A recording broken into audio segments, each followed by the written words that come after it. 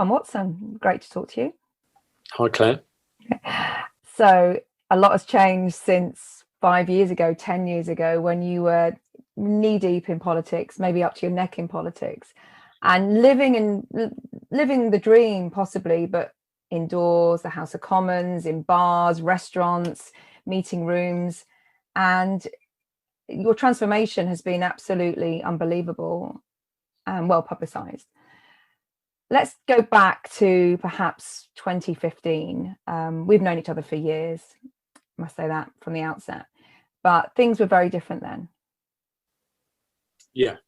You say I was up to my neck in politics. It felt to me very often that I was up to my eyeballs, and I spent most of my time just trying to get my nose above the waterline, because it's a very, very intense environment. You know, there's no off switch in the House of Commons. It's 24/7.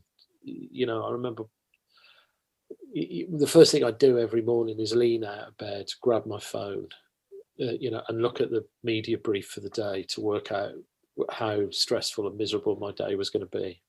And, on a bad day, there'd be 20 journalists and photographers at the end of the gate before I went to work in the morning.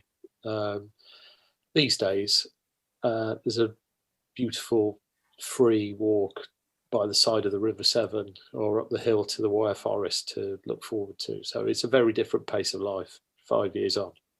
So what we want to know really is that you've not why you made that transition, but how you feel now and how you felt then.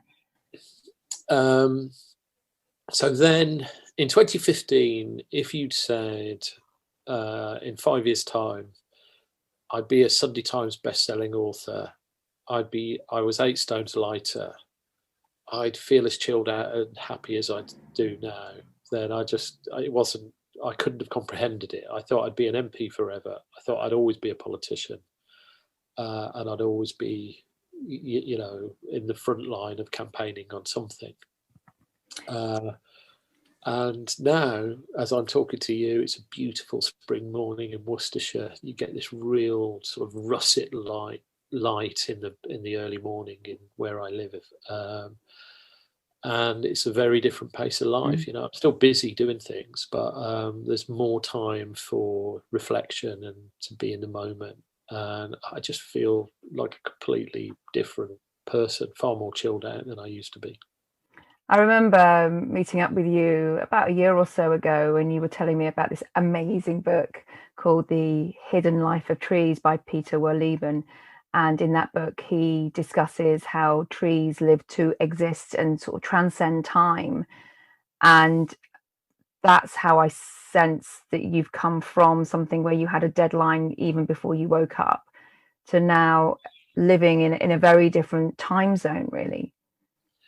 Yeah, well, trees actually were part of my journey. And that book is, it's revelatory, that book. The idea that trees work together to support each other, even sharing nourishment when one of them is ailing within a kind of community. You just don't believe it of trees. And on my health journey, which you've very humbly not said you played a role in, Claire, some years ago, but you advised me on nutritional programs and things like that helped me lose a lot of weight and get my head back.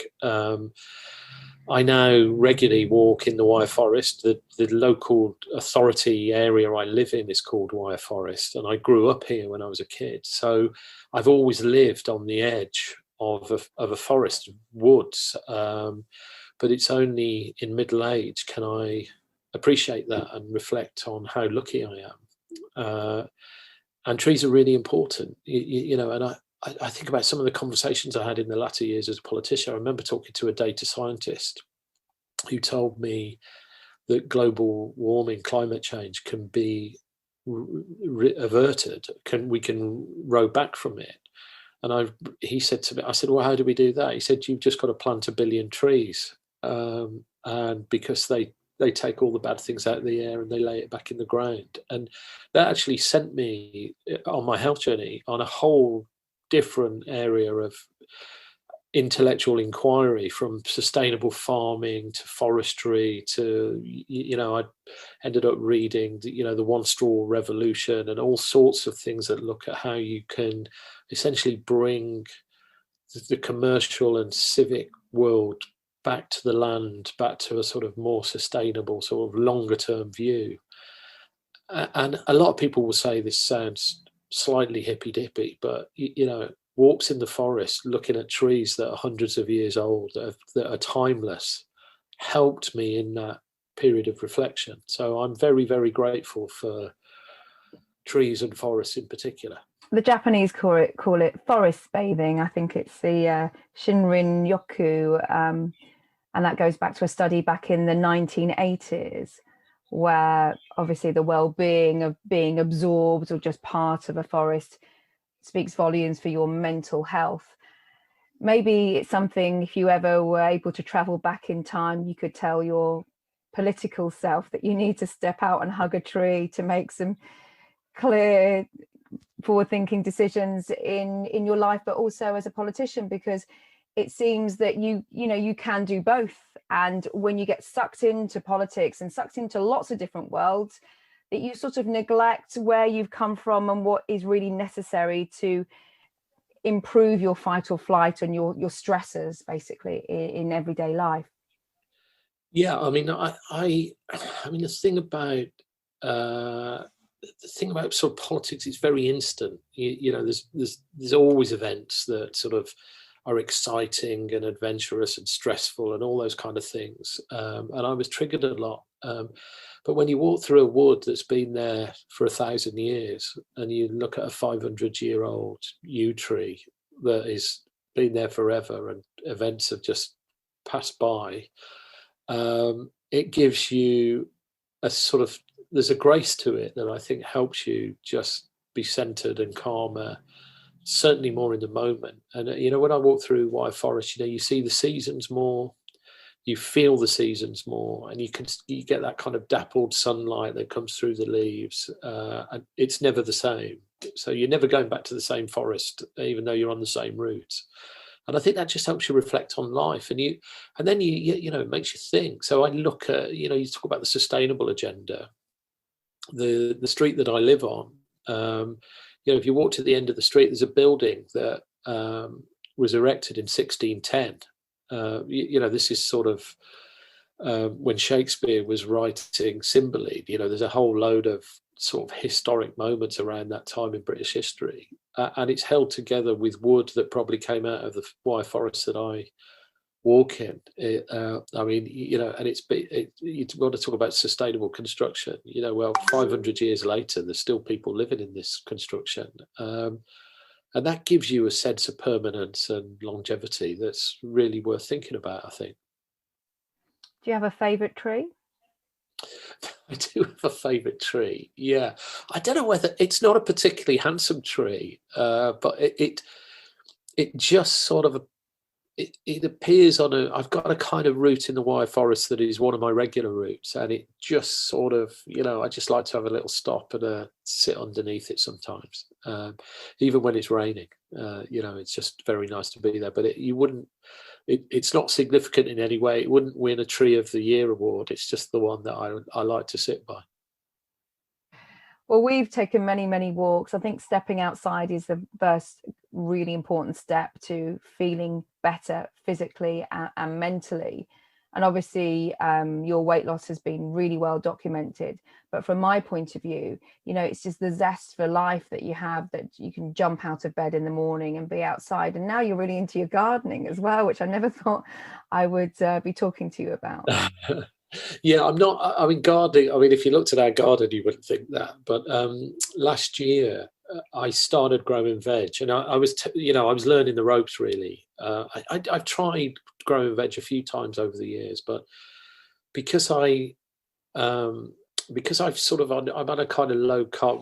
Let's not talk diets, right? But because I've basically replaced pasta, rice, and chips with cauliflower, broccoli and courgettes, I thought, right, I'm going to grow my own courgettes, and I turned the garden into an industrial courgette growing emporium and eat courgette most days. and you get a lot of joy at watching plants grow, even when you don't grow them very well.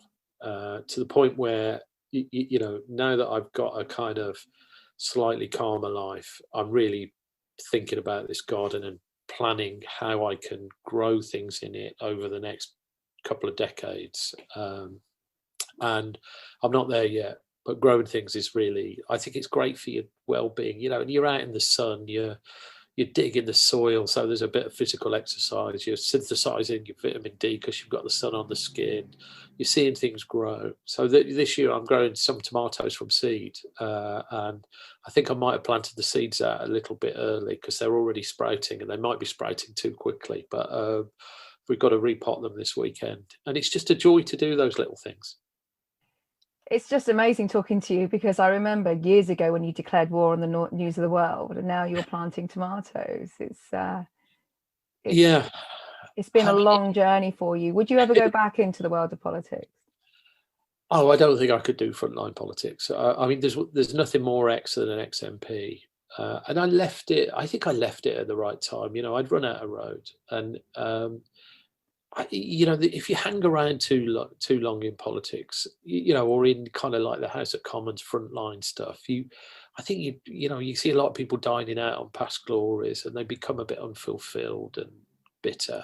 And I didn't want to be that person. So I still care about, I've still got ideas. I still want the world to change. I just think you can do it in different ways. For me, but the thought of, I mean, I just feel sorry for MPs at the moment with the pandemic and Brexit. I mean, it's pretty miserable for them all, really. So obviously you're still friends with many MPs back in London. What advice would you give them during these tricky times? Well, when we come out of lockdown, or as we come out of lockdown, I'd say get the sun on your skin, find your local forest and go for a walk in the woods. Do some forest bathing. Forest bathing, absolutely. Yeah, keep your clothes on when you do it, though. Tom, thanks very much.